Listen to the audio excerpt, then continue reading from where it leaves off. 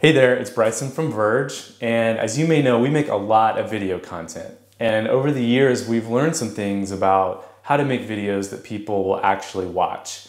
So if you've ever been involved in a video project, you're excited about it, you get it done, you post it online, and maybe it gets a couple hundred views, and that's it. And you don't know what went wrong. I think there are 5 reasons why people didn't watch your video. The first reason nobody watches your videos is because they aren't authentic.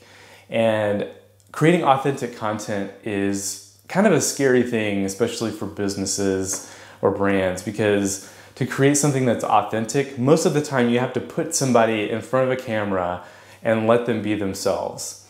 And when you want to control the messaging and control the brand, that can be a really scary thing. A great example of this is a brand called Tone It Up. And they're a fitness brand created by 2 women in California. And really, they started with creating videos, putting them on YouTube, of the 2 of them giving, tips about fitness and showing exercise routines. But they were just themselves. They were very authentic, and the production was not great at that point, but it's what really laid the foundation for the brand that they built, which is a multi-million-dollar brand now in a space that is really crowded. The fitness space is a really crowded space, but they were able to do it because their content was very authentic.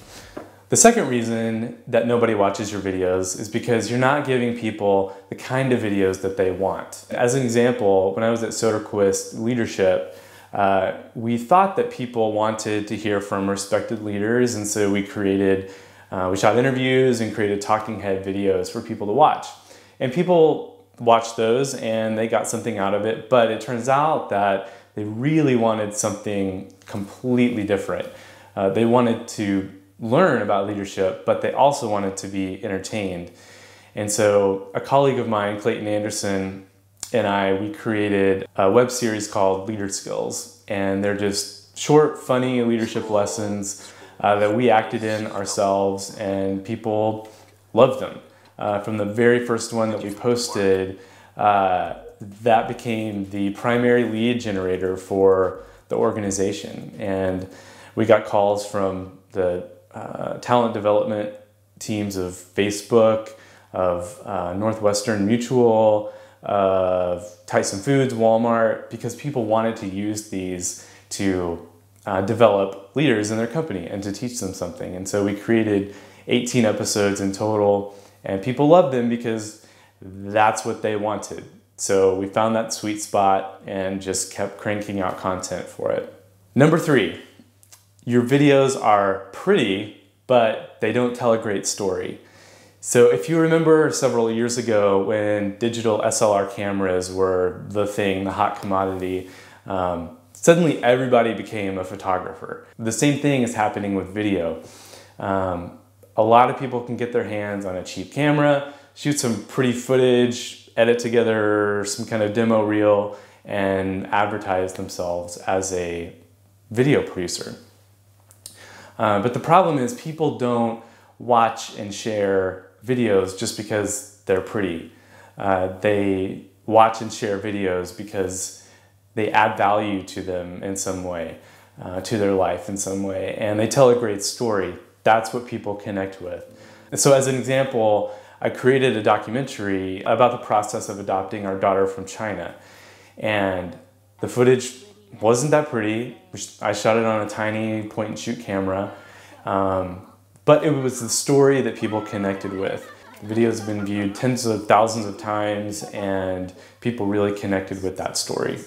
The fourth reason is that your videos don't solve a problem. People are constantly looking for ways to make their life easier. And if you can solve a problem for them, you've not only made their life easier, but you've probably just gained a new customer because of it.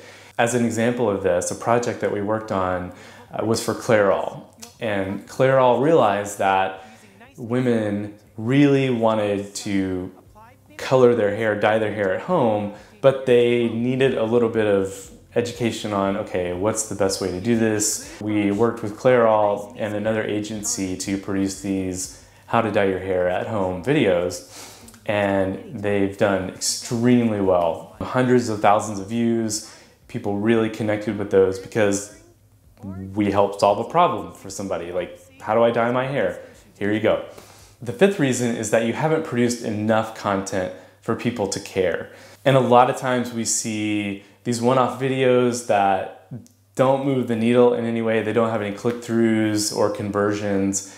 And it's because you really need a content engine that's running all the time. And eventually, through frequency, people will start to realize, oh yeah, there's a new video from company X and I really want to watch it because I saw them post that last one, and then they'll go watch that one. And then, you know, as you create more and more content, people start to look to you for expertise or ideas or whatever it might be, and finding that sweet spot of content that people really want. And that's something that our team does. That's something that we can help you with. And so if you're interested in creating a content engine and using that as a tool to generate leads and promote your brand and build a following, give us a call. We'd love to help you. So I hope this was helpful, and we'll see you later. Thanks.